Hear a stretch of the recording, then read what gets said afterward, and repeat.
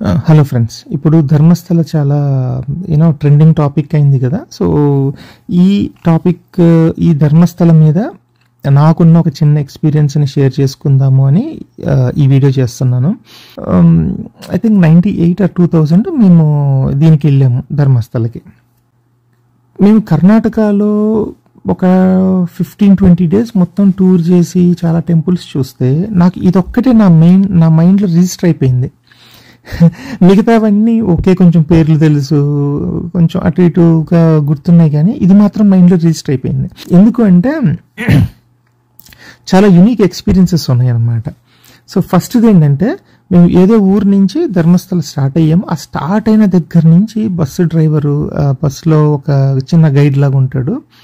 అతను ఈ చుట్టుపక్కల ఉండే అంకుల్స్, ఆంటీస్ వీళ్ళందరూ మన ఆచార్య సినిమాలో ధర్మస్థలి అని ఎలా ఊదరగొడతారో, ఇక్కడ కూడా మాటకు ముందు ధర్మం, మాటకు తర్వాత ధర్మం అని చెప్పి నాకు ఒక చిన్న సైజు ఆచార్య సినిమా చూపించారనమాట. ఓకే, మరి మిగతా పిల్లలు, నా ఏజ్ పిల్లలు అందరూ ఎలా ఫీల్ అయ్యారో కానీ, అంటే ఏంటంటే వాళ్ళు చెప్పే ఎగ్జాంపుల్స్, అసలు ధర్మస్థలంలో అధర్మం అనేది జరగదు. ఎవరైనా దొంగతనం చేయాలన్నా వాళ్ళకి పని చేయవు, చేతులు పని చేయవు, లేకపోతే వాళ్ళు ఫెయిల్ అయిపోతారు. మళ్ళీ వెంటనే వాళ్ళకి పనిష్మెంట్ కూడా వస్తుంది. అబద్ధాలు ఆడాలంటే నోరు తిరగదు. అసలు అడుక్కుండే వాళ్ళే ఉండరు, ధర్మస్థలం మొత్తం మీద అడుక్కుండే వాళ్ళు ఉండరు. ఇంకా ఏంటంటే అక్కడ క్యాంటీన్ అంటే తిరుపతితో కంపేర్ చేస్తే ఎంత పెద్దదనేది తెలియదు, కానీ వాళ్ళు చెప్పటం అయితే ఇండియాలోనే బిగ్గెస్ట్ క్యాంటీన్, రోజుకి 10,000 మంది 20,000 మంది, సమ్ థౌజండ్స్ అనమాట, చాలా థౌజండ్స్ ఆఫ్ పీపుల్ వచ్చి ఇక్కడ తింటారు. అందరికీ ఫైనెస్ట్ క్వాలిటీ ప్రసాదం వస్తుంది. ఇంకోటి ఏంటంటే, ఇక్కడ అసలు పోలీస్ స్టేషనే ఉండదు. ఎందుకు అంటే అసలు ఎవ్వరు ధర్మం మీరంట, అంటే అధర్మం పనులే చేయరంట ఎవరు, కాబట్టి ఇక్కడ అసలు పోలీస్ స్టేషనే ఉండదు. ఇవన్నీ చెప్పినప్పుడు నాకు అనిపించేది, అరే హ్యూమన్ అని నాకు ఎక్కడో 1%, 0.5% ఎక్కడో చోట క్రైమ్ జరుగుతూనే ఉంటుంది, కానీ వీళ్ళు ఇలాగా కంప్లీట్ అసలు క్రైమ్ జరగదు అంటున్నారు అని కొంచెం డౌట్ కొడుతూనే ఉంది. బట్ స్టిల్ నాకు ఏమనిపించిందంటే, మేబీ ఈ ధర్మస్థలకి జనాలు వచ్చినప్పుడు వాళ్ళకి ఇలాంటివన్నీ చెప్పి వాళ్ళ మైండ్ని ట్యూన్ చేయటం వల్ల వాళ్ళు ఇవన్నీ కూడా మనకెందుకులే, అనవసరంగా మనకి పాపం తగులుద్దనో లేకపోతే మనం పనిష్ అవుతామనో, వాళ్ళు వాళ్ళ మైండ్లో ఉన్న చండాలం అంతా వదిలేసి ప్యూర్గా వచ్చి ప్యూర్గా వెళ్తారేమో అని చెప్పి నేను అనుకునేవాడిని అనమాట. అంటే ఇంకా ఆల్మోస్ట్ మన ఆచార్య సినిమా రేంజ్లో ఉంటుంది బిల్డప్. అక్కడ జనాలు కూడా చాలామంది ఫుల్ గడ్డాలు పెంచుకొని అట్లాగా. సో నేను అలా అనుకునేవాడిని, ఇది సైకలాజికల్గా ట్యూన్ చేస్తున్నారేమో అని. నేను తర్వాత వెనక్కి వెళ్ళాక మా ఫ్రెండ్స్తో వీళ్ళతో అందరితో కూడా చెప్పాను అనమాట, ఇలా ఒక టెంపుల్ వెళ్ళాము, దానికి ఇలా చెప్పారు. నేనైతే గాడ్కి పవర్ ఉందని నమ్మకపోయినా కూడా అట్లీస్ట్ వాళ్ళు సైకలాజికల్గా మనుషుల్ని ట్యూన్ చేసి, అంటే మన అయ్యప్ప మాలలాగా ఆ 28 రోజులు మనం అబద్ధాలు ఆడకూడదు, ప్యూర్ థాట్స్లో ఉండాలి ఇలాగా అని చెప్తారు కదా, అలా అనుకున్నాను అనమాట. కానీ ఇప్పుడు రియాలిటీ చూస్తే కంప్లీట్లీ ఆపోజిట్.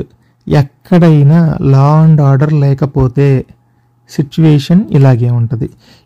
ఇంకోటి ముఖ్యమైనది చెప్తాను, ఏంటి అంటే ఐ థింక్ లాస్ట్ ఇయర్ ఎప్పుడో విజయవాడలో ఈ హిందుత్వ మీటింగ్ జరిగి మన టెంపుల్స్ని మనం తీసేసుకోవాలి, ఎండోమెంట్ నుంచి తీసేయాలి, అది ఇది అని అంటున్నారు కదా. అప్పుడు నేను పోస్ట్ పెట్టాను, ఏంటంటే టెంపుల్స్ని ఎండోమెంట్ నుంచి తీసేసి ఇండివిడ్యువల్స్కి పవర్ ఇచ్చినప్పుడు that will be the final step of Talibanization of India అని చెప్పి అన్నా అనమాట నేను. ఇది యాక్చువల్గా ప్రూవ్ చేస్తుంది, ఎందుకంటే ఐ థింక్ ఈ టెంపుల్ ఎండోమెంట్స్ కిందకి రాదు, ఎవరో ఒక family some hundreds of years నుంచి వాళ్ళు మెయింటైన్ చేస్తూ ఉన్నారు. సో డెఫినెట్గా పవర్ ఒక చోట కాన్సన్ట్రేట్ అయినప్పుడు ఇలాగే జరుగుతుంది. సో ఇక్కడ ఇలాగ పవర్ని ఒకళ్ళ చేతుల్లోనే పెట్టి లా అండ్ ఆర్డర్ని పక్కన పెడితే జరిగేది ఇదే అండి. పైకి ఎన్ని అందమైన కథలైన చెప్తారు, కానీ ఈ వెనకాల రియాలిటీ మాత్రం ఇదే ఉంటుంది. ఇంకా ఒకటి గుర్తుంచుకోవాల్సింది ఏంటంటే, పైకి ఇంకా ఎంత ఎంత షుగర్ కోట్ చేసి ఎంత మేకప్ చేసి కథలు చెప్తారో వెనకాల అంత దారుణం ఉంటుంది అనేది మాత్రం నాకు ఈ ధర్మస్థల దాంతో బాగా ప్రూవ్ అయింది. ఎట్లాగంటే ఇప్పుడు మన ధర్మరక్షకులు ధర్మం ఎట్లా అరుస్తూ వాళ్ళు అధర్మంగా ఎలా బతుకుతారో ఎగ్జాక్ట్ ఇప్పుడు ఈ ధర్మరక్షకులకి ఒక కైండ్ ఆఫ్ ఇది మిర్రర్ అన్నమాట. వాళ్ళ మెంటాలిటీ ఏంటి అనేది మనకి ఈ టీవీలో కనిపిస్తుంది. అది సంగతి. అది ఫ్రెండ్స్, దీస్ ఆర్ మై ఇంకోటి మర్చిపోయాను.